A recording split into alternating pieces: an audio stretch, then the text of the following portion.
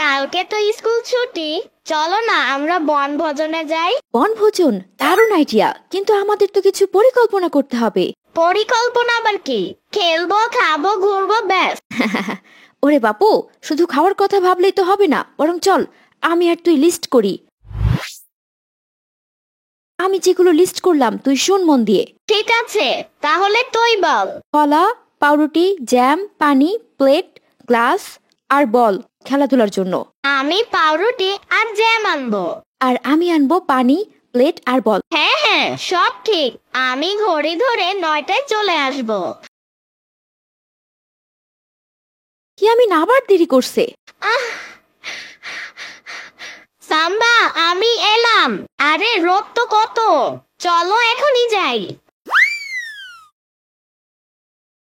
চমৎকার জায়গা তাই না?